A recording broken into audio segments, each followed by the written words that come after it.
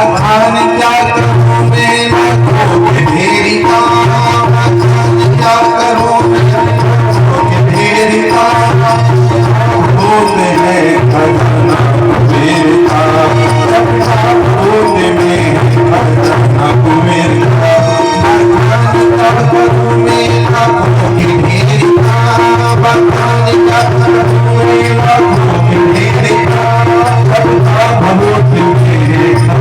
कुबेर का, गंगे धार मुक्ति धार को धार को, गंगे धार मुक्ति धार को धार को, आयो शरण के हार प्रभु शरण के हार प्रभु। यारो भैया संकल्प भावना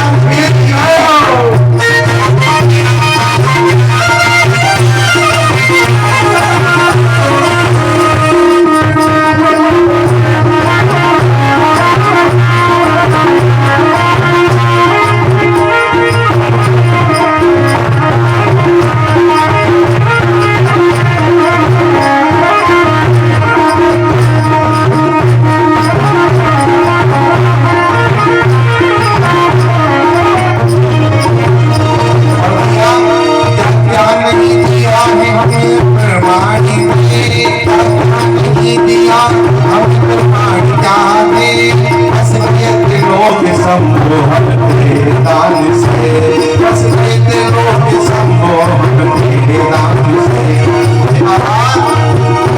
क्या नहीं दिया हमको फरमाने दे, क्या नहीं दिया हमको फरमाने दे, बस देते लोग सम्मोहन तेरे दान से, बस देते लोग सम्मोहन तेरे दान से। जय दिया जीवन दिया जितना उतारे हैं, जितना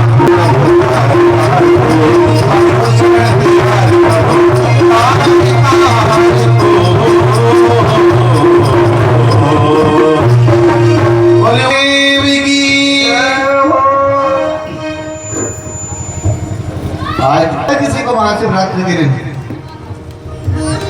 भोले बाबा की बारात जाती है ना, सुना है? शादी होती है करके। आप लोगों को एक बात बता दो कि शंकर जी का विवाह ना, ध्यान से सुनना एक बार महाराज, शंकर जी का विवाह महाशिवरात्रि को हुआ ही नहीं था। ये लोगों ने नाचने गाने के लिए एक बढ़िया साधन बना रखा है। और यहाँ के आप लोग बारात देखते हो महाराज, अगर आपको बारात देखनी है तो हरिद्वार में हर की पौड़ी से शंकर जी की बारात निकालते हैं, मुंबई की टोली आती है वो गणेश चतुर्थी वाले पैंट एंड लेके, वहां से बारात निकालते हैं हर की पौड़ी से और कनखल तक बारात जाती है, दक्ष प्रजापति मंदिर तक, नाच गाने के साथ और बड़े बड़े ड्रमों में भंगोटा बन के तैयार। क्योंकि भंगोटा पीने के बाद वो बाराती लगते भी एकदम भूत जैसे ही जितने जाते हैं। तो महाशिवरात्रि कोई भगवान का विवाह नहीं हुआ था, बड़े ध्यान से सुनना, महाशिवरात्रि को भगवान शंकर का विवाह नहीं हुआ है। बाबा महादेव के विवाह की जो तिथि है ना महाराज, वो वैशाख महीना, कौन सा महीना?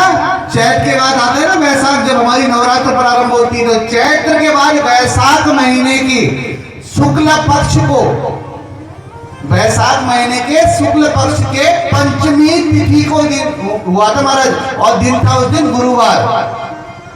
गुरुवार के दिन पंचमी तिथि, शुक्ल पक्ष और वैशाख का महीना, इस दिन हुआ था भोले बाबा का विवाह।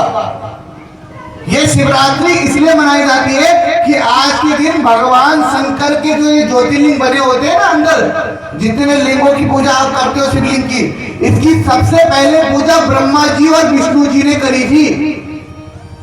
और तब भगवान ज्योति के रूप में प्रकट हुए थे, तो महादेव ने बोला था कि आज की रात सबसे पहले ब्रह्मदेव और विष्णु जी ने इसकी पूजा करी, तो आज की रात शिवरात्रि के नाम से जानी जाएगी। और लोगों को क्या, जो जैसा चल पड़ता है इंसान वैसा ही चलता, हमारा किसी एक की गलती नहीं है। लेकिन व्यासपीठ का एक फर्ज है कि आप लोगों को सही बात बताना। ये हमारा कर्तव्य है कि अगर आप लोगों के अंदर कुछ भ्रांतियां फैली है ना, तो उसको स्पष्ट रूप से दूर करने का काम हमारा है। इसलिए बड़े ध्यान पूर्वक इस कथा को श्रवण करना महाराज। इसलिए महाशिवरात्रि मनाई जाती है क्योंकि सबसे पहले ब्रह्मा जी और विष्णु जी ने इसका पूजन करा था और ज्योति के रूप में भगवान प्रकट हुए। अब जब भगवान भोलेनाथ का क्रोध शांत हो गया, देखो मैं आपको एक बार बताऊं, मैं आपको कथा ना बड़ी सूक्ष्म तरीके से समझा रहा हूं। अगर किसी को ऐसे समझ में नहीं आ रही, बड़ा डिटेल में जाना है, विस्तार करना है, तो वो भी बोल सकता है, उसकी भी कोई दिक्कत नहीं। परंतु एक बार मैं कथा लंबी करके समझा सकता हूं, लेकिन मैं आसान भाषा में ऐसे समझा रहा हूं। 3 बजता नहीं तुम सबकी घड़ियां चालू हो जाती है, सब फोन देखना शुरू करते हैं, 3:10 हो गया, 3:15 हो गया। इसलिए कथा में हमारा भी थोड़ा मन घबराता है कि इंसान को जाने का रहता है। एक तो वन में है, दूसरी बात फिर कुछ गृहस्थी वाली महिलाएं हैं, अधिकतर महिलाओं के, कईयों के घरों में जानवर है, पशु हैं, उनको उनका भी देखना पड़ता है। तो सूक्ष्म तरीके से समझा रहा हूं। सूक्ष्म का अर्थ होता है कि आप गहराई को जानो, कथा को वास्तविक रूप से समझो कि कथा है क्या। कथा का उद्देश्य केवल भजन गाना नहीं है, कथा का उद्देश्य केवल नचाना नहीं है, केवल गृहस्थी को बनाना नहीं है, या फिर ये सास बहुओं की बातें करना ही कथा नहीं है, जीवन को उस अनुसार ढालना। आजकल कथाओं में सास बहुओं की बातें ज्यादा होती है महाराज, कथा नहीं होती। हमने गौर करी और सुनी भी है, ऐसी बात नहीं है। क्योंकि याद रखना, कथा वही सुना सकता है जिसने सुनी हो, जो सुनता ना हो ना सुना नहीं सकता। ज्यादातर वही लोग इन बातों को, और ये बात हकीकत है कि माताओं को सुनने में भी वही अच्छा लगता है, सास बहुओं की बातें। ये सच्चाई है। आप आसर देख लो ना, भीड़ देखना, भीड़ का आलम देखना। अगर आपको संख्या दिखेगी, पुरुषों की बहुत कम संख्या मिलेगी आपको कथा में, माताओं की संख्या बहुत रहती है, अधिक मात्रा में मिलेगी आपको। इसलिए कह रहा हूं क्योंकि इन चीजों को समझने से पहले ना कथा को आप अपने जीवन में उतारो, जितनी भी दिन आप कथा सुन रहे हो। हाँ, अगर किसी का कोई प्रश्न है, मैं अभी एक बार बता दूं, कल भी बोला था, यदि किसी का कोई प्रश्न है, प्रश्न का मतलब वैसा मत करना जैसे इसने करवाया था। इसने अपने गांव में बोल दिया कि अगर किसी को कुछ पूछना है तो व्यास जी से पूछ सकता है। मार मेरे उतरने की देर थी महाराज, ऐसे घेरा मुझे सभी ने, माताओं ने। एक आई बोली मेरे सर का दर्द ना जा रहा। मैंने कहा मैं हकीम बैठे बाबा बंगाली नजर आ रहा हूं तुमको। मैंने कहा माता मैं कोई तांत्रिक नहीं हूं कि धूम ताता करूं तेरे सर का दर्द गायब हो जाए। मैंने कहा कथा के बारे में पूछने के लिए कहा था, तुम तो कथा सुनाने आ गए। और वो दिन रहा हमारा, वो चौथे दिन से तो 5वां 6वां 7वां दिन मेरे को ऐसा काटना पड़ा। मैं उनको इतना समझा दूं कि माता जी वो फिर ना गुरु जी मेरे घर में कर दिया किसी ने, ना गुरु जी मेरी कमर का दर्द ना जा रहा। अरे गुरु जी के बैठे बैठे खुद कमर में दर्द हो रहा, तुम्हारा कैसे ही करेंगे। अब उन्हें कौन समझाया भैया। आखिरी दिन हाथ जोड़ के प्यार फिर से बोला, मैंने कहा भैया दुआ करता हूँ जिसका जो दर्द है वो निकल जाए, और जितना दर्द आपने मुझे दिया मेरा भी यही छूट जाए। तो कथा के संबंधित अगर किसी को कुछ पूछना है कि हमें ये कथा थोड़ी ऐसी सुनी थी वैसी सुनी थी, क्योंकि आजकल क्या है ना, कथा ज्यादातर आदमी किताब में नहीं टीवी सीरियल में देखता है। एक जगह कथा हुई थी, मैंने बोला था किसी को कुछ पूछना हो तो पूछना, तो मैंने कथा उस दिन वही सुना थी जो उसने देखी होगी टीवी में। तो मेरे से बोला गुरुजी आप तो ऐसी ऐसी कथा बता रहे थे, लेकिन हमने तो ये सुनी है। मैंने कहा कहाँ सुनी है? फिर उसने बोला सूर्य पुत्र कर्ण एपिसोड नंबर 26। मैंने कहा यार ये तो मैंने भी नहीं देखा। जो एपिसोड बनते हैं ना आजकल जितने, वो अपनी टीआरपी बढ़ाने के लिए कुछ भी बना देते हैं महाराज। आप लोगों ने महाभारत सुनी होगी, अधिकतर लोगों ने टीवी में देखी नहीं होगी।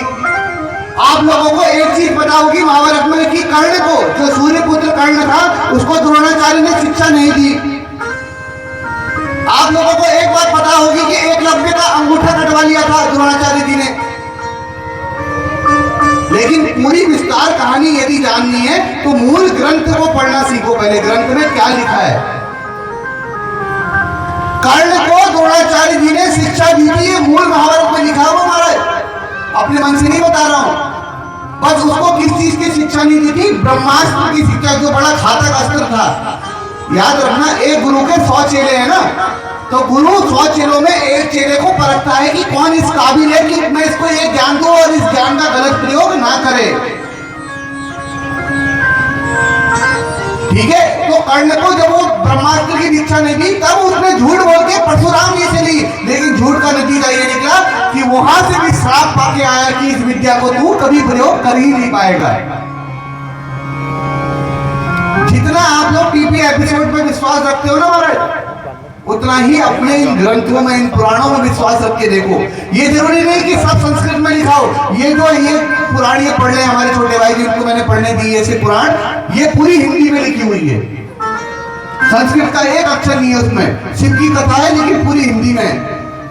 अगर आप पढ़ने में इंटरेस्ट दिखाओगे, अपना मन दिखाओगे ना, तो किताबें बहुत अवेलेबल है। पर आप समय निकाल के जितना ये एपिसोड देख रहे हो, मैं तो कहूंगा मूलतः ज्ञान की तरफ देखो। पता नहीं कैसी कैसी टीआरपी बना दी है। और अगर आज के समय पे तुम्हें राम जी का अगर कहीं सत्यानाश होते हुए देखना है ना महाराज, राम भगवान का बता रहा हूं, रावण तो एक बार मरा, राम जी रोज मरते हैं। अगर राम भगवान का कहीं सत्यानाश होते हुए देखना है तो रामलीला में जाके देखो। जैसे ही रामलीला शुरू होगी, रावण वाला सीन जैसे आने लगेगा राक्षसों का, सबसे पहला राक्षस का सीन कौन एंटर करता है? खरदूषण। शूर्पणखा की जब नाक कट जाती है ना, तो बैठते ही जैसे मंच का पर्दा खुलेगा, हंसने की जोर जोर से आवाज आएंगी और कहेंगे मंत्री नाचने वाली बुलाओ। अरे राक्षसों का और कुछ काम नहीं था? वो इसी में मगन थे क्या? कई रामलीलाओं में ऐसी नौटंकी फैला दी, राम जी भी नाच रहे। इनका बस चलता तो ये तो रामायण के कैरेक्टर ही बदल देते पूरे के पूरे। मैं इसलिए कह रहा हूं कि कहीं ना कहीं आज हमारे धर्म का नाश हम लोग खुद कर रहे हैं। किताबों में हमें अपने पुराणों में विश्वास नहीं है, जो हमको दिखा देता हमें उस पर विश्वास हो जाता है। आपके क्षेत्र में तो नहीं है, हमारे क्षेत्र में कभी आना महाराज। मेरा खाली गांव पहाड़ों में है, मतलब मैं हूं पहाड़ी, पहाड़ों का रहने वाला हूं। ठीक है, रहते हम नीचे शहर में, ये उधमसिंह नगर जिला ही पड़ता है, रुद्रपुर के आगे खटीमा पड़ता है। हमारे क्षेत्र में धर्मांतरण बहुत होता है। धर्मांतरण का मतलब जानते हैं? हिंदू से ईसाई बनाने वाले, पैसे देके गरीबों को, आदिवासियों को, ऐसे लोग बहुत घूमते हैं, जो आपको समझाएंगे कि आपके देवता बेकार है। अगर तुम्हारे देवता अच्छे होते तो तुम लोग इतने परेशान हो, तुम्हें देखते नहीं। पैसे के दम पे ऐसे लोगों को भटकाने वाले हमारे यहाँ बहुत क्षेत्र में लोग मिलेंगे। लेकिन एक बात कही थी मैंने अपनी कथा में, आज हमारे पिता हैं, किसी के पिता के पास पैसा होता है, किसी के पिता किसान होते हैं, किसी के दिहाड़ी मजदूरी करते हैं, लेकिन अपनी संतान की हर कोई पूर्ति करता है पिता, कैसे भी करे। भले अपनी इच्छा मार देगा, लेकिन अपने बच्चों के लिए जरूर पूरा करेगा। अगर आज हमारे पिता किसी चीज को दिलाने में सक्षम नहीं है हमें, तो हम क्या अपने पिता थोड़ी बदल लेंगे? उसी प्रकार यदि आज हमारा धर्म, हमारे भगवान थोड़ी देर हमारी बात नहीं सुन रहे तो हम क्या भगवान बदल लेंगे? आज कोई गुरु हमारी थोड़ी सी बात अगर देर में सुन रहे क्या हम गुरु बदल लेंगे? बदलने का कार्य हमारे धर्म ने सिखाया नहीं है महाराज कभी किसी को। इसलिए जीवन में हमेशा उलझनों से दूर होकर सुलझनों की तरफ बढ़ो। प्रेम से बोलो राधे राधे, जोर से बोलो राधे राधे। मैं तो जब तक सुनूंगा नहीं मैं बुलवाते रहूंगा, मैं तो फ्री बैठा हूं। तो अब एक बात को समझना, राधे राधे राम राम बोलने से ना आपका भी कल्याण होगा। ऐसे मुंह मत बना बार बार बुलवा रहे, वो इसलिए बुलवा रहा, दोनों का कल्याण होगा, आपका भी हमारा भी। झांकी का है क्या? हाँ है तो। अरे कहाँ बंद? ये बच्चों रुको, भाई बुला। अरे वो कहाँ है? अब एक बात तो ध्यान से सुनना, ठीक है महाराज? अरे रुको, इनसे न करवाने के। ऐसा है। जब आप कथा को श्रवण कर रहे हैं ना, बड़े ध्यान से सुनना। आपस में बात नहीं, इधर ध्यान दो। वो लोग अपना कार्य कर रहे हैं, आप लोग अपना करो, छोटे बच्चों ठीक है। बना रहे, छोटे बच्चों को बना दो जाओ। और जब इस महादेव की स्तुति करते हो ना, ले जाओ किसी को। महादेव की जब भी स्तुति करो, मैंने आपको बोला था एक चौपाई आप लोग याद कर लो इस शिव कथा से। ध्यान से सुनना कि एक चौपाई भोले बाबा को यदि आपने सुना दी ना महाराज, जो पार्वती मैया बोलती है भोले बाबा को, विश्वनाथ ममनाथ पुरारी त्रिभुवन महिमा विदित तुम्हारी, ये ना लिख के भी दे देंगे तुम्हें, ठीक है।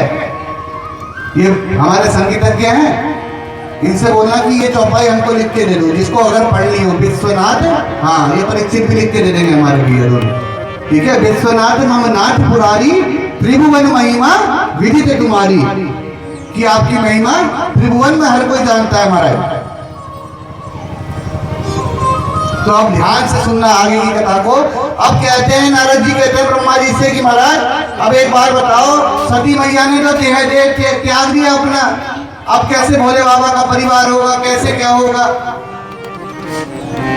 तब ब्रह्मा जी कहते हैं कि हे नारद, उत्तर दिशा में पर्वतों के राजा हिमालय रहते थे।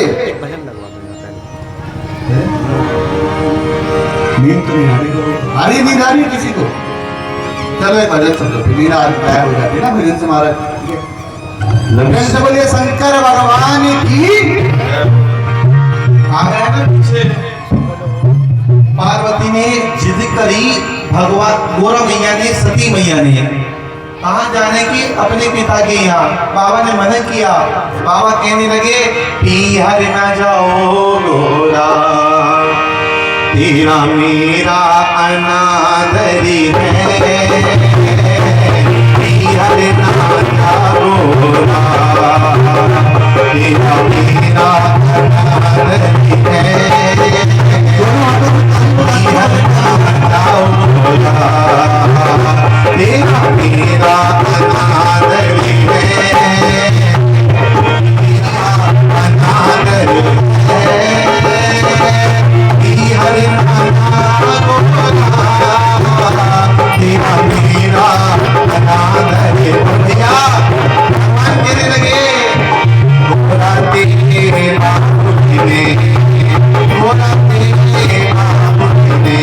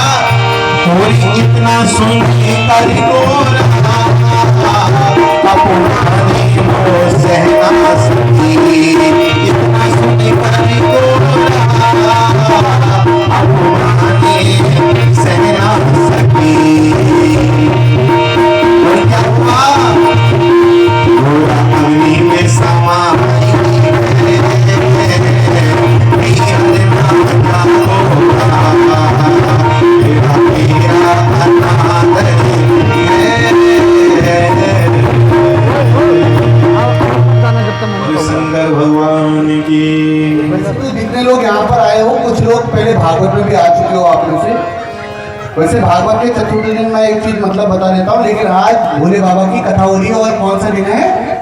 छठा दिन है कथा को।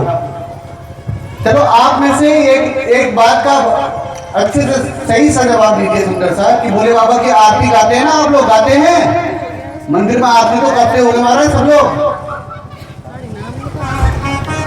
आरती का मतलब बताया था मैंने, याद है किसी को? चौथे दिन गिने चुने लोग आए थे मेरे हिसाब से। आप में से कितने यहाँ पर हैं जिसको शिव की आरती का अर्थ बताया महाराज? अगर आप शिव की आरती देखोगे ना तो आपको संपूर्ण शिव पुराण का सार पता चल जाएगा महाराज। ध्यान से अगर आप उनकी पंक्तियों को जब गाते हो, कौन सी आरती गाते हो आप सभी लोग? ओम जय शिव ओमकारा गाते हो ना? सभी लोग गाते हैं यहाँ पर बैठे हुए महाराज।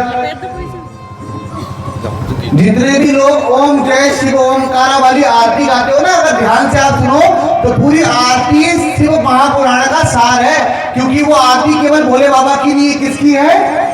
त्रिदेव की है, ब्रह्मा विष्णु महेश की है। ध्यान से उसकी पंक्तियों को सुनना, क्या कहते हैं उसकी पंक्तियों में? एकानन चतुरानन। एक मुख किसका? एकानन चतुरानन। एक मुख किसका? विष्णु जी का। चतुरानन, चार मुख किसके? ब्रह्मा जी के। और क्या बोला है? पंचानन राजे। पंचानन किसका? भोले बाबा का। और क्या बोलते हैं? हंसासन। हंस में कौन बैठते हैं? ब्रह्मा जी। गरुणासन विष्णु जी। और क्या बोला है? वृषवाहन साजे।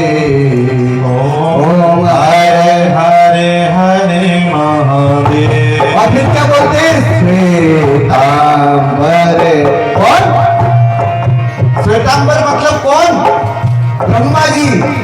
पीतांबर, पीले वस्त्र में कौन? विष्णु जी। बागांबर अंगे। बागंबर किसने बोली? भोलेनाथ ने। और क्या बोलते हैं? सनिकाधिक ब्रह्मा जी। गरुणाधिक भूताधिक संगे। भूतों के साथ कौन रहते हैं? महादेव। ओम हरे हरे हरे महादेव। और क्या बोलते हैं? दो भुजे। कौन? ब्रह्मा जी। चार चतुर भुज विष्णु जी। 10 भुजे अति सोगे। तीनों रूप निरखता। एक रूप नहीं बोले महाराज, तीनों रूप निरखता। मन मन मोहे। ओम हरे हरे हरे महादेव। और पता क्या कहती है महापुराण में कि ये आरती की इस पंक्ति से जो भी ना समझे कि त्रिदेव की आरती है वो महा अज्ञानी है। क्या बोला है? ब्रह्मा विष्णु सदा शिव। आगे तीनों का नाम। और क्या बोलते हैं? जानते अविवेका। जो इन तीनों को अलग जानता है, अलग मानता है, वो कौन है? अविवेकी है, वो विवेक से हीन है। क्यों?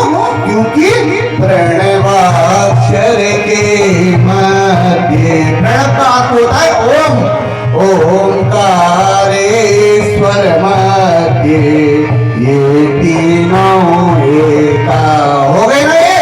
ओम हरे हरे हरे महादेव। और सबसे आखिरी में बोला है क्या पता है? त्रिगुण शिव जी की आरती। ये भी तो बोल सकते थे कि शिव शंकर जी की आरती। जैसे जगदीश हरे गाते ना ओम जय जगदीश हरे, क्या कहते हैं? श्याम सुंदर जी की आरती। लेकिन इसमें क्या बोला है? त्रिगुण स्वामी जी की आरती। 3 गुणों से तो निर्मित है ऐसे स्वामी की आरती। क्या बोला है? जो कोई नरे गावे कहत शिवानंद स्वामी। मन वांछित फल पावे। ओम हरे हरे हरे महादेव। हम लोग क्या है ना महाराज, कोई भी आरती केवल गाते हैं, समझते नहीं है। जगदीश हरे की आरती में एक लाइन है ना, तन मन धन सब कुछ है तेरा, स्वामी सब कुछ है तेरा, तेरा तुझको अर्पण। ये क्या बोल रहे हैं हम लोग, तेरा तुझको अर्पण क्या लागे मेरा। लेकिन जब ऐसा है हकीकत में, जैसे भगवान थोड़ा सा नुकसान कर दे या पैसा तुम्हारा कहीं खो जाए तो मेरा पैसा कहाँ गया भगवान ढूंढ दो, हे प्रभु ये कहाँ रखी अलमारी की चाबी नहीं मिल रही है। सारी टेंशन एक साथ भगवान को सुना दे तो क्या तेरा अर्पण करा तुमने उसको, कोई अर्पण कर पाए बताओ। अभी किसी मैया की अलमारी की चाबी खो जाए, रात की नींद ना उड़ जाए तो गारंटी बस अलमारी में सामान होना चाहिए, खाली अलमारी होगी क्या करोगे। इसलिए कुछ भी गाते हो ना तो उस भाव को अपने मन में उतारना। प्रेम से बोलो शंकर भगवान की। अब क्या बोलते हैं कि हिमालय के घर, हिमालय रहते थे वहां तप करने का स्थान है महाराज उत्तर दिशा में। अब वहीं पर बोले किसका जन्म हुआ, महामाया सती मैया के अगले स्वरूप का, जो सेना की पुत्री के रूप में प्रगटी, क्या बोले, महामायां जगत धात्रीं चंडिकां लोक धारिणीं प्रणमामि मां देवी सर्व कामार्थदायिनीं। सती मरती हरि सने भरे माला, सती मरती हरि सने भरे माला, जन्मे जन्मे सीते हदे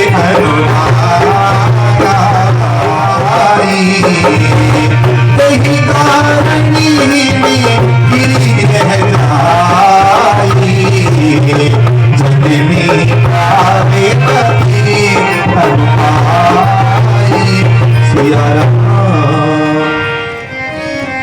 अब सती मैया का अगला जो रूप प्रकाट्य हुआ वो पार्वती के मैया के रूप में हुआ हिमाचल के घर में भैया। अब जब समय के युगांतर के साथ बढ़ने लगी तो उनके लिए जब कन्या बड़ी होती है तो अच्छे वर का चयन करना माता पिता की एक जिम्मेदारी हो जाती है। सब लपक के उधर क्या देख रहे हो महाराज, वो बेड है, उसमें कुकर है, कढ़ाई है, रात को सब तुम इस्तेमाल करते हो ये चीजें। तो उधर मुड़ मुड़ के वो बेड चांदी का तो बन नहीं जाएगा, रहेगा तो लकड़ी का ही। या तुम्हारी नजर लग के एकदम सोने का होता था उधर ही देखो, नहीं रहेगा ना। वो कन्यादान के लिए आप लोगों को सबको पता है 5 कन्याओं का विवाह है यहाँ पर। जिनका बेड है वो बेचारी कहीं और हैं, वो नहीं देख रही है, तुम लोग देख देख के पागल हो जा रहे हो महाराज।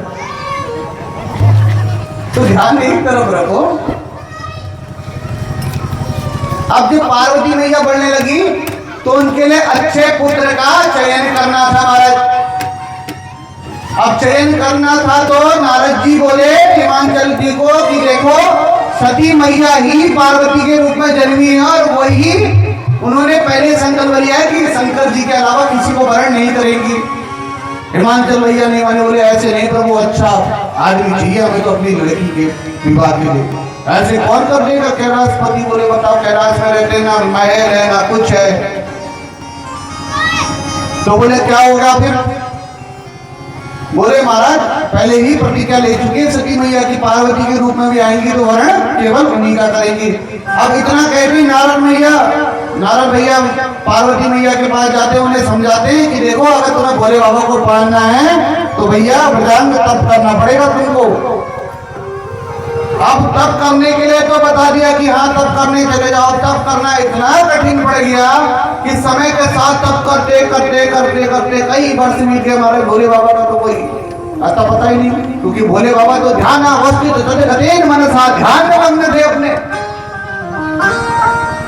उसी समय सप्त ऋषि आए पार्वती मैया के पास भोले बाबा को समझाने, देवी किमर्थम तप्यते तथा, ऐसे आदमी के लिए तपस्या कर रही हो तुम देवी जो खुद कैलाश में रहता है, जिसके रहने का ठिकाना नहीं है, कपड़े पहनने की जिसे तमीज ना हो, जिसके भोजन का कुछ पता ना हो,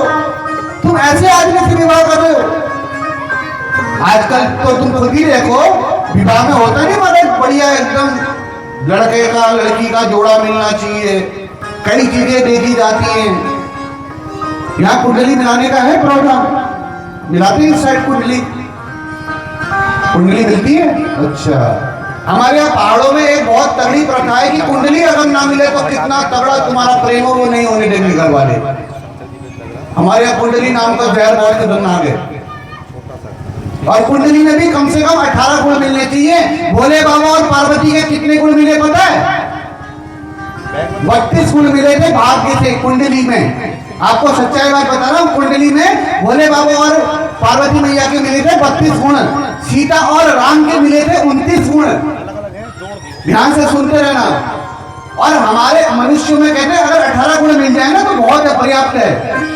और टोटल गुण कितने होते हैं? 36। एक बार मेरे पास एक चेला आया मेरा, उसका लव मैरिज का चक्कर था। आजकल क्योंकि लवेरिया की बीमारी बड़ी तगड़ी है ना हमारा, एक बार के मलेरिया का इलाज मिल जाता, लवेरिया का नहीं मिलता। तो बोला गुरुजी कोई ऐसी सेटिंग बढ़ा दो कि सारे ग्रह मिल जाए। मैंने कहा मैं क्या ग्रह के साथ जाके बैठ जाऊं क्या चपक के उसमें? बोले कुछ तो ऐसा उपाय बताओ। मैंने कहा तूने कुंडली मिलवाई थी किसी पंडित से? तो बोले हाँ मिलवाई थी। मैंने कहा कितने गुण मिले? बोला 33 गुण मिले। मैंने कहा 33? मैं घबरा गया। मैंने कहा ऐसा कौन सा पंडित आया जिसने इतने गुण मिला डाले महाराज? मैंने कहा यार फिर तो तू देर मत कर, तुरंत भगा के लिया लड़की। बोले क्यों? मैंने कहा 32 तो टोटल भगवान शंकर और पार्वती के मिले थे, तेरे 33 मिल गए। तो मैंने कहा इससे अच्छा और क्या? मैंने कहा वो तो कैलाश में रह गई थी तो तेरे साथ शमशान में भी रह जाएगी। अगर 33 गुण मिल रहे हैं तो ये तो कहीं भी रह सकती है तेरे साथ। लेकिन महाराज एक बात कहते हैं, कुंडली के गुणों का मिलना इतना जरूरी नहीं है जितना विचारों का मिलना बहुत जरूरी है।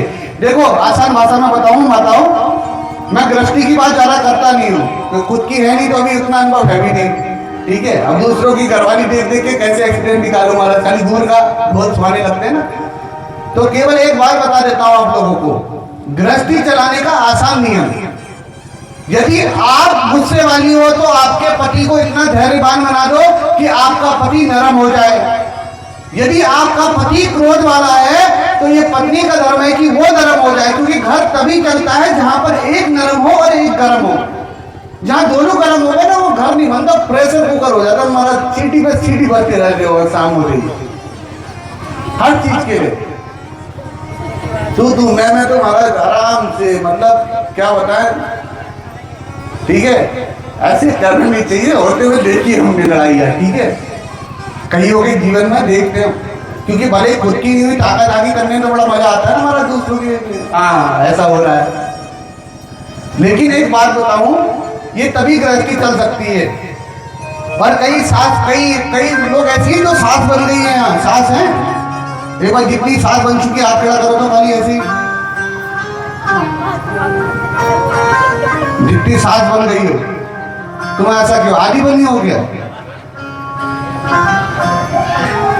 अच्छा सास जितनी तुम लोग बनी हो, चलो एक बात बताओ, अपनी बहू को बेटी मानते हो?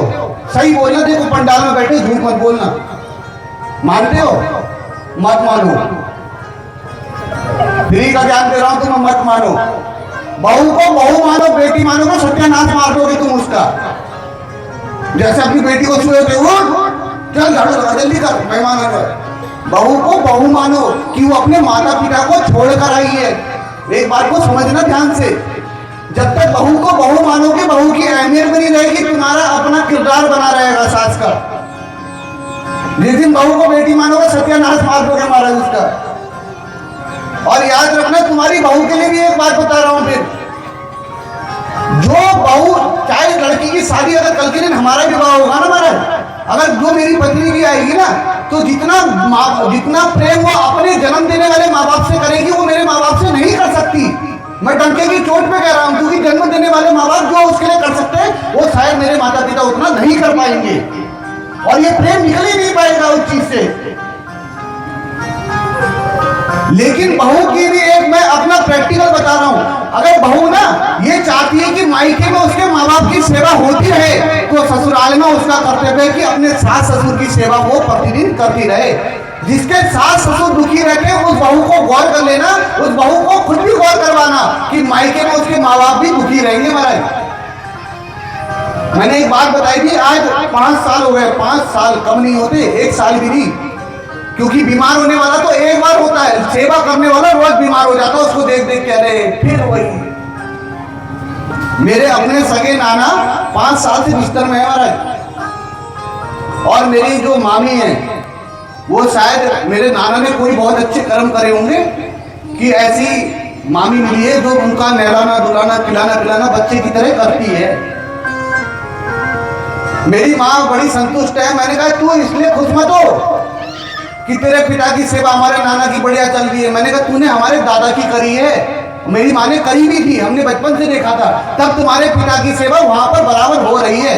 यहाँ अगर मेरे दादा दुखी होते ना, वहां तुम्हारे पिताजी बेचैन हो जाते आज,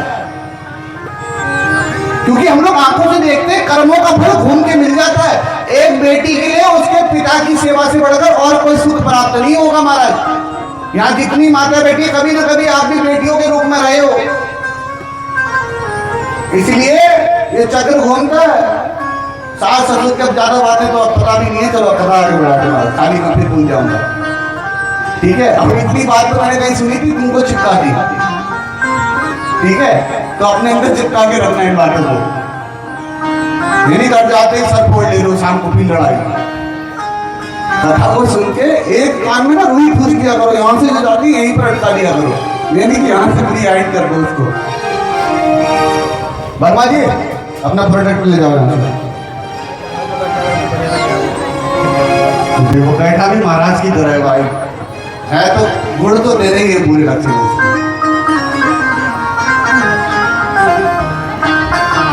तो आइए एक भाव के साथ कथा को आज विश्रामी करेंगे माता पार्वती के विवाह पे। अब माता पार्वती तपस्या कर रही है और इतने में ही आज देवादिदेव महादेव को समाधि तोड़ने के लिए किसको भेजा पता है? कामदेव को। इंद्र ने देवताओं ने कि जाओ महादेव की समाधि तोड़ो, तभी तो पार्वती पे ध्यान जाएगा, और तभी पार्वती पे ध्यान जाएगा और पार्वती जी से भोले बाबा का विवाह होगा।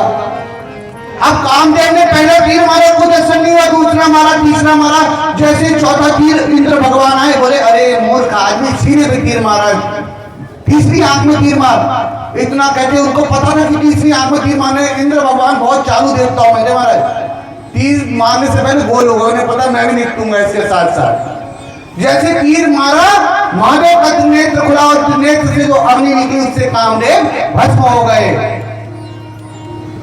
फिर कामदेव की पत्नी ने बड़े हाथ जोड़े रखी कि महादेव अब मेरा क्या होगा।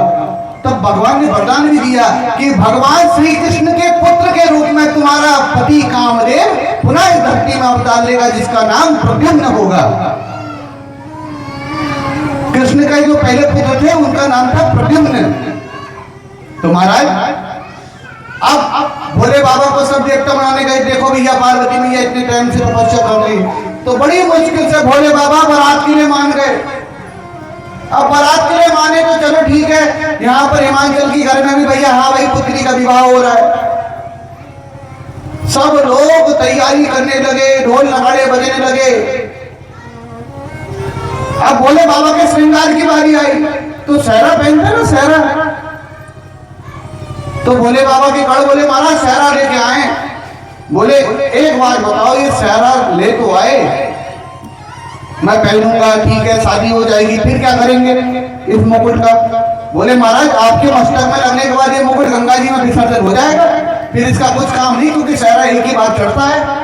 तो भोले बाबा बोले हद है भाई, जिसको मैं अपने मस्तक में रखूंगा फिर उसको विसर्जन करने की जरूरत क्या है? ऐसी कुछ चीज लो जो परमानेंट रहे। अब एक बढ़ गया, बोले टेंशन मतलब मैं जाता हूँ। वहां देखे 30-35 सांप, तो उनमें जब पतले पतले सांपों को बोला भैया जितने पतले दुबले हो सब एक तरफ हो जाओ, सारे एक हो गए, और 25-30 सांपों की मुंडी पकड़ी, धागा बांधा, भोले बाबा के सर पे रख दिया। बोले ये सही है, इन्हें परमानेंट रख लो महाराज। अब भूत पिचासों के साथ भोले बाबा की बारात जाने लगी ना महाराज, पूरा भस्म धारण करके। अब आगे आगे कौन गए? देवता गए, विष्णु भगवान गए, इंद्र भगवान गए, पवन देव गए, अग्निदेव गए, बड़े सुंदर सुंदर देवता। अब पार्वती मैया की मैया लोग सब बड़ी खुश, इतने सुंदर बाराती, तो दूल्हा तो गजब ही सुंदर होगा महाराज। ये बारात देख तो ये तो खाली ट्रेलर था एक तरीके से, पिक्चर तो पीछे से आ रही थी। जब ये बाराती गए पीछे से आए भूत पिशाच, किसी का मुख टेढ़ा, मुख विपुल कोह मुख हानि महाराज, किसी के हाथ टेढ़े, किसी का मुख टेढ़ा। जब ये देखा तो घबरा गई पार्वती मैया की मैया, बोले भैया ऐसा ये ऐसे बाराती। और जब दूल्हा देखा बड़ा कि गले में सांप लिपटा है, ऊपर से जल बहा रहा है, सांप की माला का सर, मतलब एक तरीके से लगा लो कि जो अपना सहरा है वो भी सांपों का बना के लेके आया है। ये तो बड़ा गजब का दूल्हा। उसी समय गेट में बेहोश हो गई महाराज। नारद मुनि दौड़ते हुए गए और हाथ जोड़े, पता है ध्यान से सुनना। नारद मुनि भागे, बोले महादेव कैसे आदमी हो, आते आते बेहोश कर दिया सास को। बोले अरे ऐसा रूप क्यों बना के आए हो, जैसा वास्तविक में रूप है आपका वैसा बनाओ ना। तो महादेव अपने वास्तविक रूप में आए। एक छोटा 16 साल का 9 वर्ष युवक एकदम श्याम वर्ण में महादेव दिखने लगे। कैसी बन के आए पता है? कर्पूर गौरम करुणावतारम संसार सारम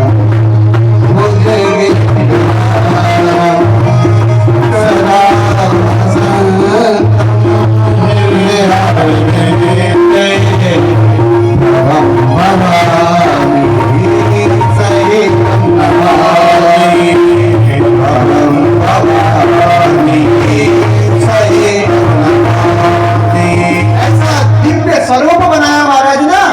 कैसे बन गए पता है? कर्पूर गौरम, कपूर के समान ही गोरे हो गए।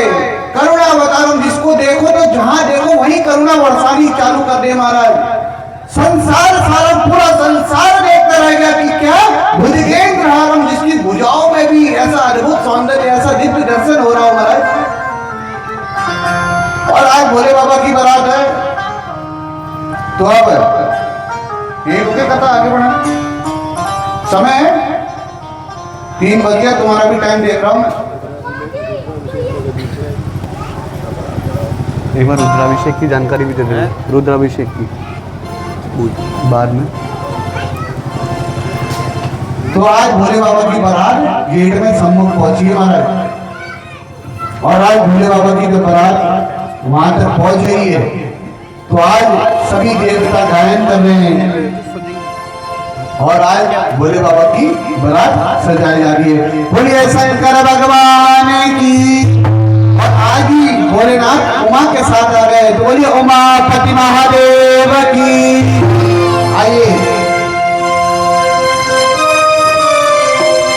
हाँ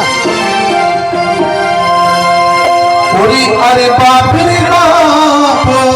जैसे बारातियों को देखा भोले बाबा की, इसने हिमाचल नगरी वालों ने तो देख कर भेद डर गए, क्योंकि किसी का स्वर नहीं है।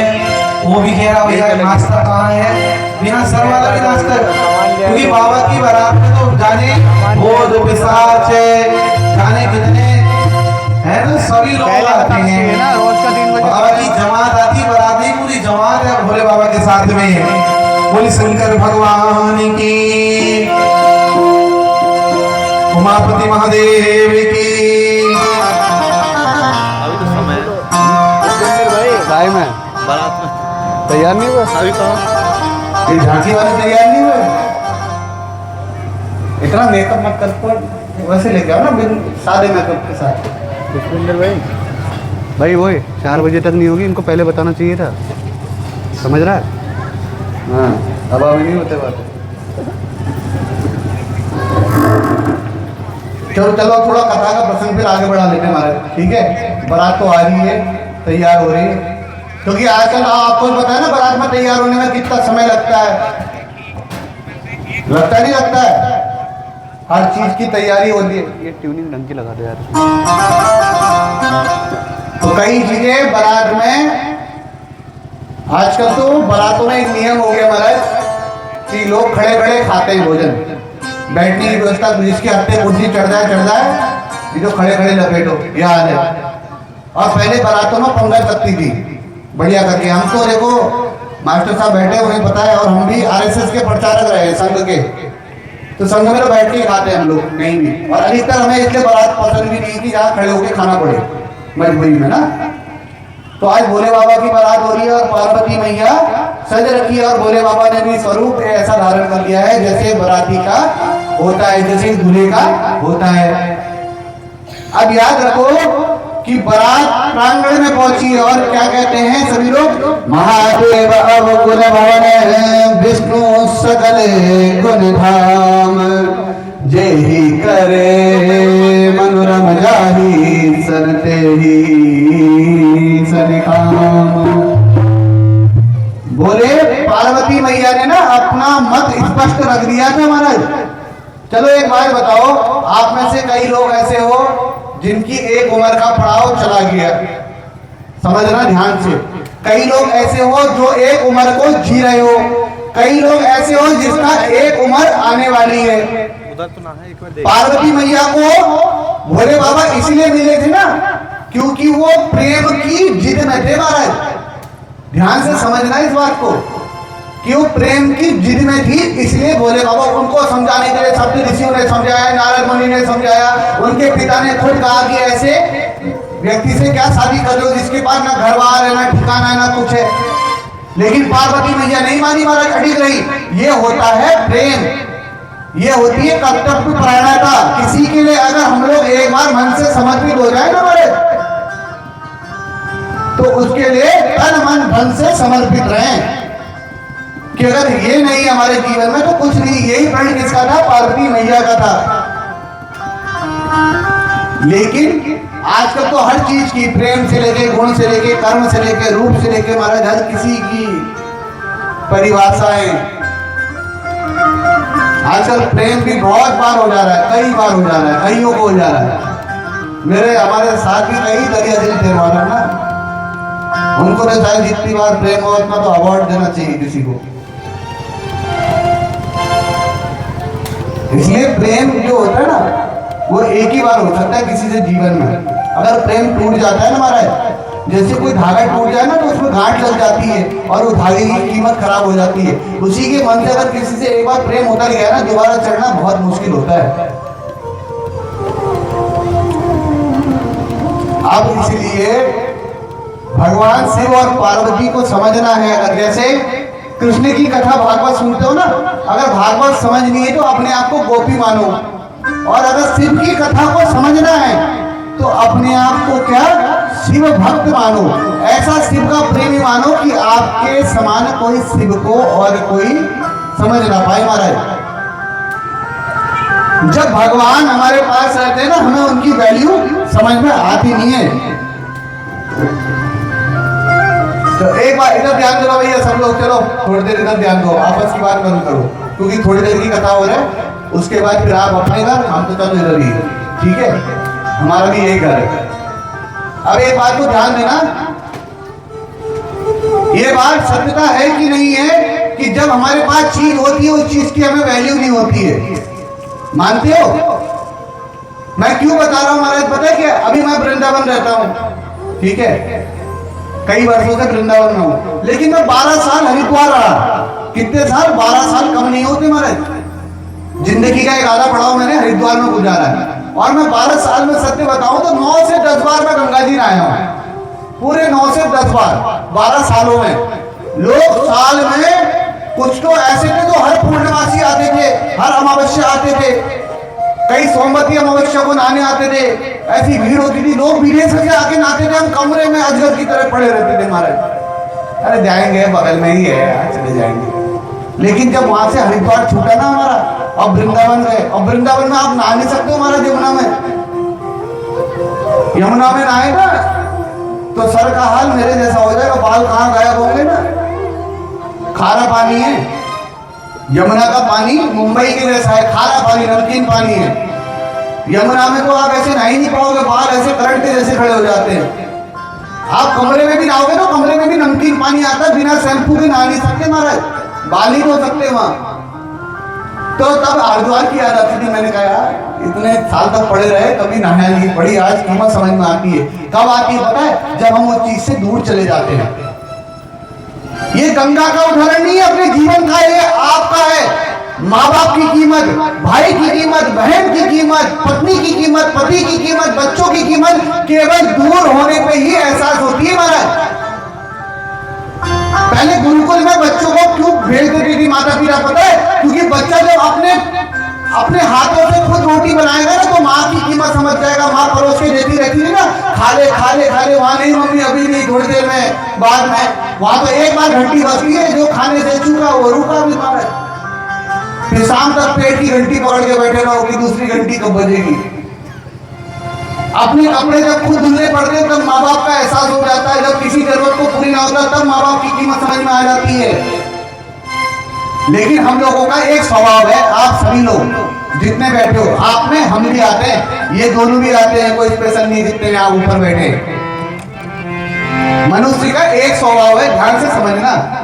अगर हमारे पास करोड़ों की चीज पड़ी है ना तो हमको 2 कौड़ी की लगती है।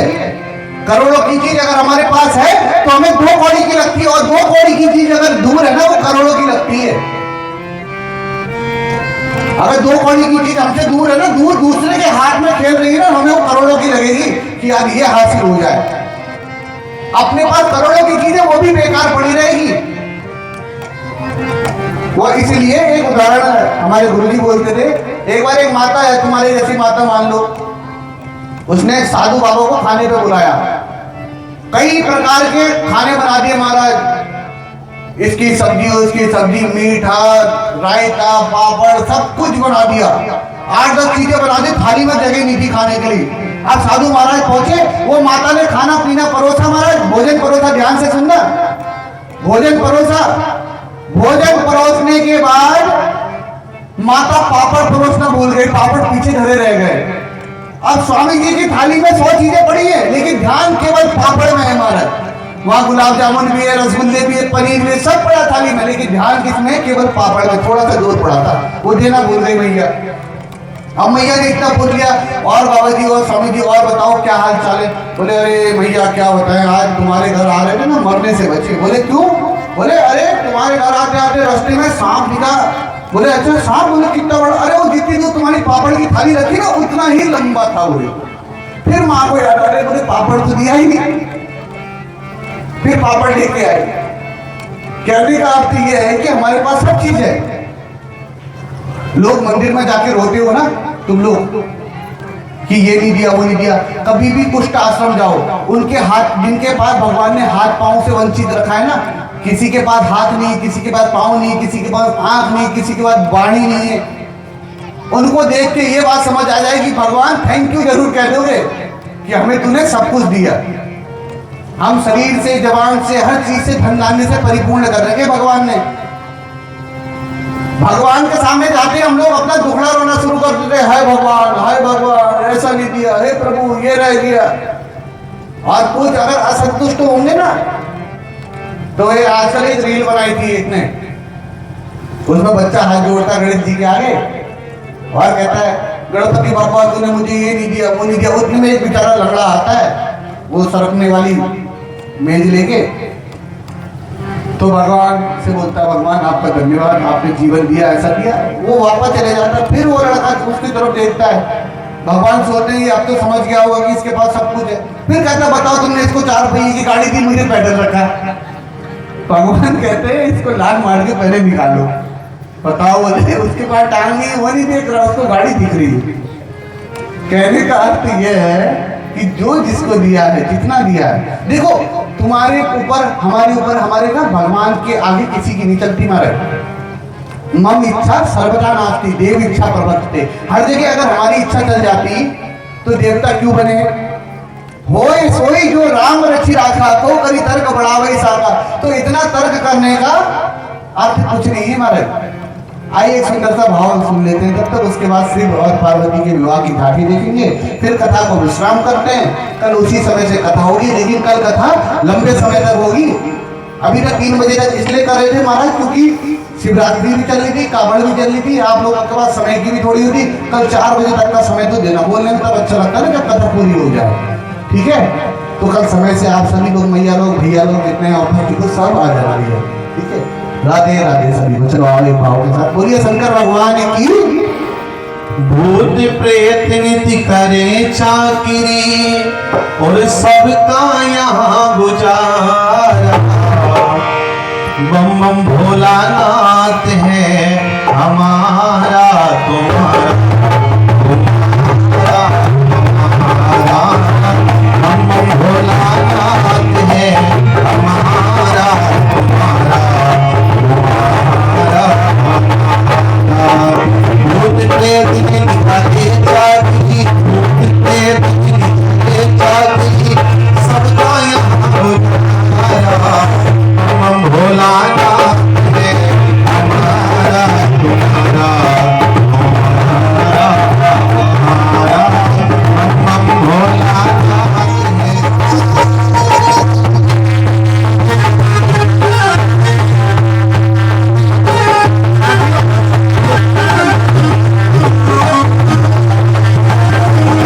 भैया जय भोला भंडारी भोला गीत बुलारी। जय भोला भंडारी भोला गीत बुलारी। रखियो लाज हमारी सारे जग की तारी। रखियो लाज हमारी सारे जग की तारी। इच्छा पूरी हो मन की इच्छा पूरी हो कल्याण हमारा। भोले हरे कुमार। भूत प्रेत नित्य करे चाकरी, भूत प्रेत नित्य करे चाकरी, सबका यहाँ गुजारा। भोलानाथ है हमारा तुम्हारा तुम्हारा। बोली शंकर भगवान की।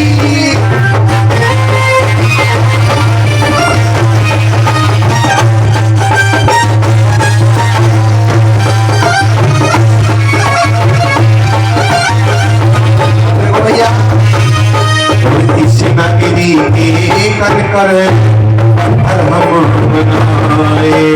कृष्ण गिरी के कंकर पत्थर हम बनाए।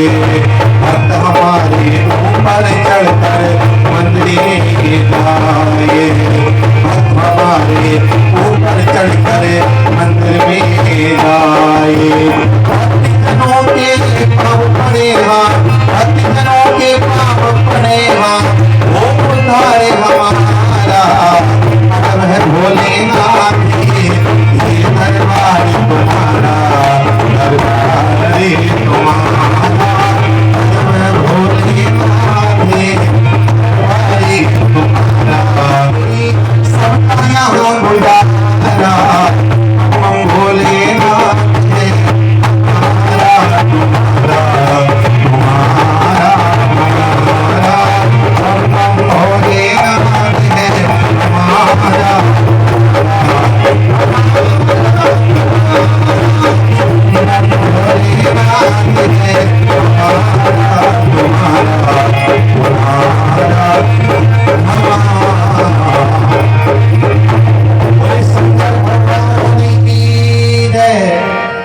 और आरती लेके प्रसाद ग्रहण करके उसके बाद फिर जल और पान दोनों ग्रहण करके फिर जाना है आराम से। ठीक है भाई, इतनी दूर आए हो, जल पान भी ना हो, थोड़ी बहुत खातिरदारी आपकी कुटी की तरफ से हमारे ठीक है सभी भक्तजनों के माध्यम से हो रही है, तो इस सेवा को स्वीकार करना। आइए भोले बाबा की बारात का स्वागत करते हैं। बोलिए उमापति महादेव की। शंकर वो चढ़ गई भोले की बरतिया हिमाचल न केवल। शंकर भगवान को बुलाओ।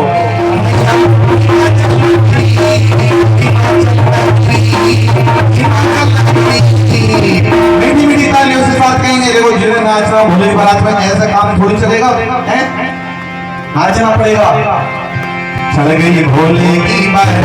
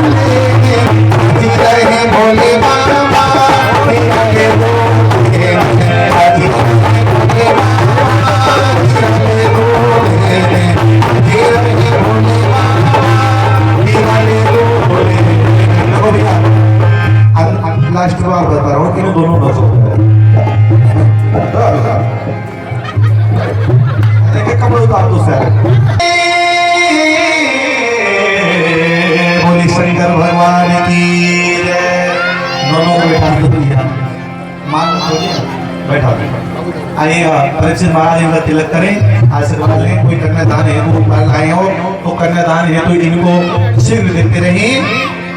बैठा दो हाँ, कुछ कन्यादान के लिए कुछ कोई भी लाया हो तो इनको लाके दें और इनका आशीर्वाद लेते रहिए।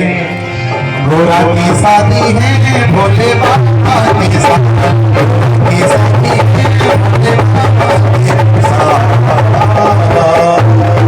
शंकर भगवान की।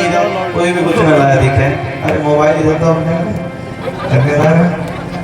चलो आज नहीं 19 तारीख में कन्यादान होगा। चलो भैया ये काम करो, अब कथा आज की यहाँ विश्राम हो गई। ऐसा कोई किसी से शर्माने की जरूरत नहीं है, क्योंकि भगवान के आगे जो नाच जाता है ना, उसको इस समाज में इंसान के आगे नाचना नहीं पड़ता है, समझ रहे हो। तो आइए आरती के लिए सब लोग अपने स्थान पर खड़े हो जाए। देखो आज तो विवाह हुआ है, लेकिन जो 19 तारीख में होगा उस दिन ही आपको कन्यादान में जो कुछ भी आप देना चाहते हैं, बर्तन हो या कोई वस्त्र हो या जैसे भी आप कन्यादान में और सहयोग देना चाहते हो तो सहयोग के लिए काउंटर लगा हुआ है। आप जैसे भी तन मन धन से अपने इस कन्यादान में और जो विवाह होंगे, विवाह के लिए कुछ भी सहयोग देना चाहते हैं, आप यहाँ पर लिख सकते हैं। इस विवाह के सहभागी बन सकते हैं।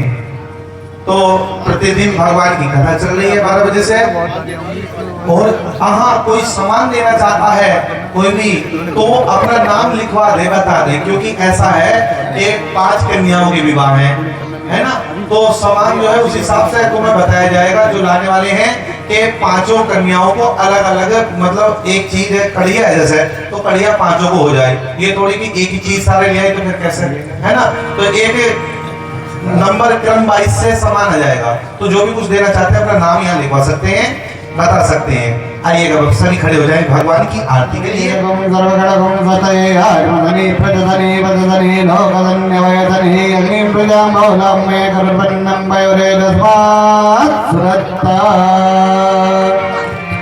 ओम जय शिव ओंकारा स्वामी जय शिव ओंकारा